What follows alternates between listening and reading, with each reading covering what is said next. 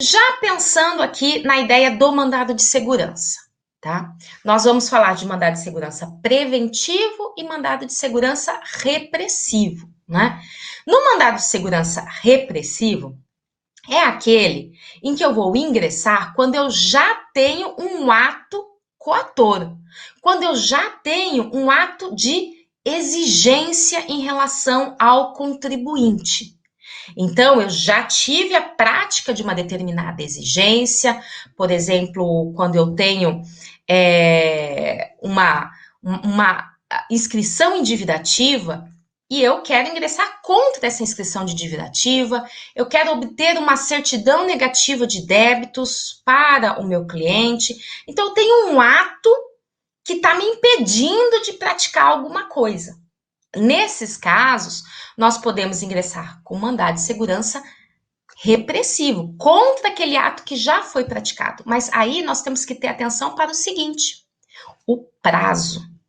O prazo entre esse ato coator e a medida que eu vou adotar é de 120 dias. Então, não pode ter passado mais de 120 dias, tá? Isso é um primeiro critério que já precisa ser observado se já houve um ato coator. Eu vou dar até aqui um exemplo para vocês de uma situação em que eu ingressei com um mandado de segurança repressivo, que já fica até uma sugestão aqui, uma ideia para vocês, uma dica de uma hipótese que às vezes não é pensada. Eu estava defendendo um cliente num processo administrativo tributário, um processo administrativo tributário federal, tá? Então, eu apresentei a defesa administrativa, infelizmente não houve êxito, interpus recurso voluntário. Neste recurso voluntário, estava discutindo até uma questão envolvendo participação nos lucros, né? Exigência de contribuição previdenciária quando a empresa adota uma sistemática de participação nos lucros e esses valores eles não são salário, então não poderia exigir contribuição previdenciária. Mas, em razão de data de assinatura do contrato, do acordo de participação, em razão de discussões, de controvérsias quanto a se os administradores poderiam participar desse acordo ou não, até uma discussão decadencial estava ali envolvida. Então, houve essa autuação em que eu estava defendendo administrativamente. E o recurso voluntário, apesar de parcialmente provido, uma parte dele não foi acolhido. Então, o que eu fiz? Interpus recurso especial, tá? Em que nesse processo administrativo, para o recurso especial, eu preciso ter o quê? Uma decisão que seja conflitante. Bem parecido com recurso especial no judiciário do STJ, é preciso ter ali uma decisão conflitante para que eu mostre que aquela decisão, para o meu caso, foi diferente de outras decisões que já foram proferidas ali no processo administrativo. E aí eu interpus o recurso especial fazendo cotejo analítico, que é algo bem importante nos recursos especiais. Em outro momento a gente vai conversar sobre isso, né? Então não basta mostrar, juntar uma ementa dizendo que é diferente daquele caso que eu estou ali lidando. Não, eu faço um cotejo analítico, mostrando ponto a ponto aonde que estão as divergências, mostrando ponto a ponto que o meu caso é parecido com aquele que estava sendo objeto da controvérsia. Então, interpus esse recurso especial e ele foi o quê? Inadmitido. Contra essa inadmissibilidade, porque o que o julgador falou? Né, o despacho de inadmissibilidade. Numa decisão ali monocrática, do presidente apenas da Câmara. Falou assim, olha, você aqui apresentou um acórdão, uma decisão que teve uma situação fática diferente da sua. E eu falei assim, nada disso. A situação é exatamente a mesma. De diretores que, apesar de estatutários, tinham um vínculo empregatício. Então, tem que ser admitido meu recurso especial. Agravei, cabe agravo. E aí, contra esse agravo, novamente uma decisão de inadmissibilidade. Significa o quê? Significa que o Conselho Superior lá de Recursos Fiscais, o órgão administrativo último, não ia julgar porque entendeu que não estavam preenchidos os requisitos. Ora, mas eu demonstrei que os requisitos estavam ali preenchidos. Então, ele tinha que julgar. Isso aí eu fui pesquisar na jurisprudência. E eu encontrei várias decisões, tanto de primeira instância como de tribunais regionais federais, dizendo que cabia mandado de segurança. Por quê? Porque isso é um ato coator. Então, o ato coator é aquele que já é praticado efetivamente contra mim. Então, ao não deixar subir o meu recurso especial para ser apreciado, isso é um ato coator, que cabe o quê? Mandado de segurança. Não para suprir a esfera administrativa, e eu deixei isso bem claro, eu não estou querendo suprir aqui a análise do mérito. Eu quero apenas que se reconheça na esfera judicial que o meu recurso especial administrativo preenchia todos os requisitos previstos na lei, previstos no regimento interno do CARF, para que, portanto, seja concedido uma liminar e ele suba, seja apreciado.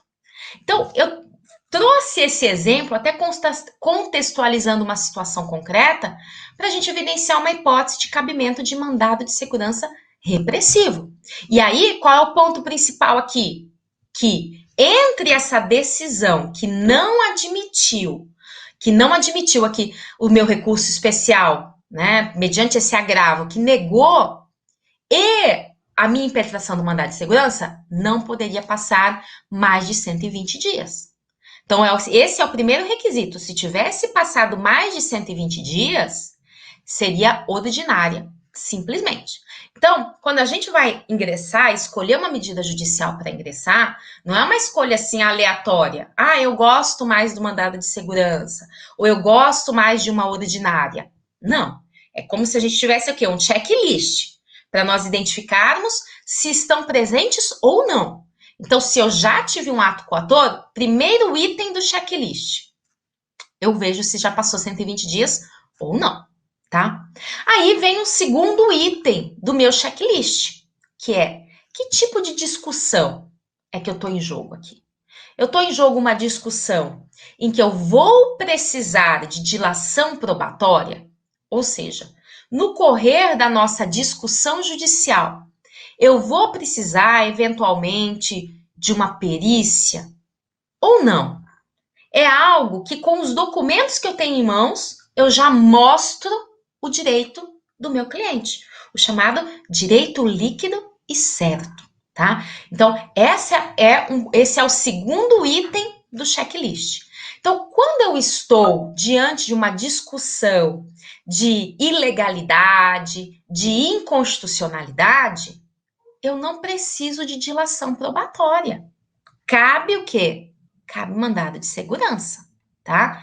Quando eu preciso de produzir provas, aí não é bom entrar com mandado de segurança. Por quê? Nem é cabível, porque eu vou precisar ter toda a instrução probatória para chegar a esse ponto.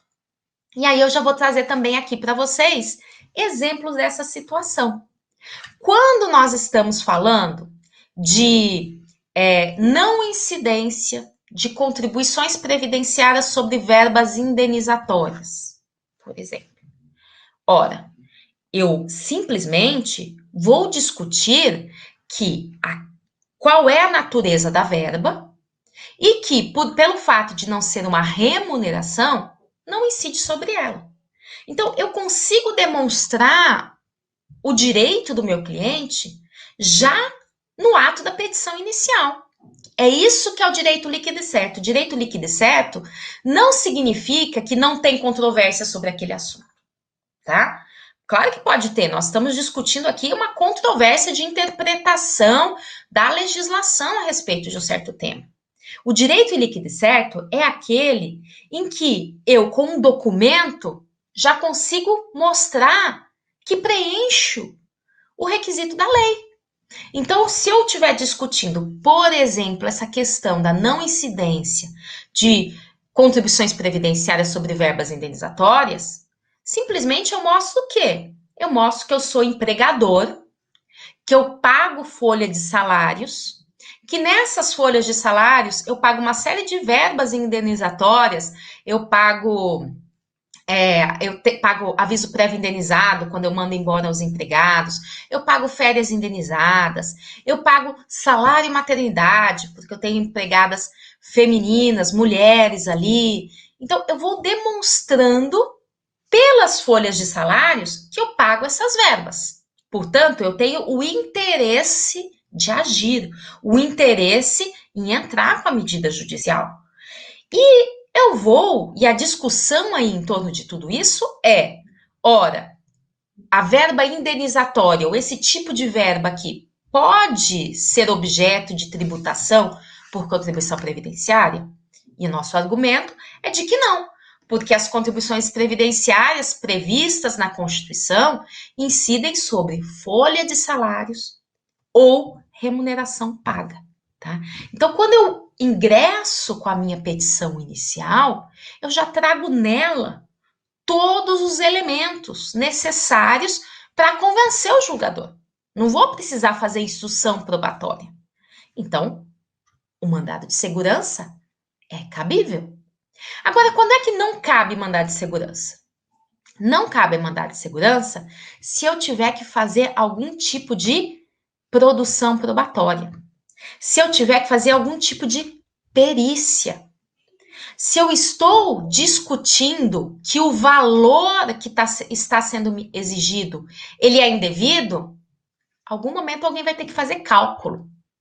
Então, se no corpo da ação, então uma coisa que você já pode colocar na sua cabeça, eu vou entrar com essa ação, durante a ação vai ser necessário fazer cálculo a respeito de assunto?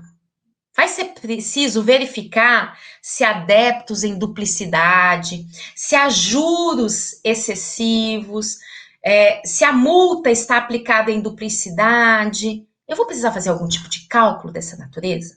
Porque aí, vejam, eu não consigo mostrar com documento. Então, vai ser necessário fazer uma perícia contábil, provavelmente. Então, vai precisar de uma instrução probatória. Então, não cabe mandado de segurança.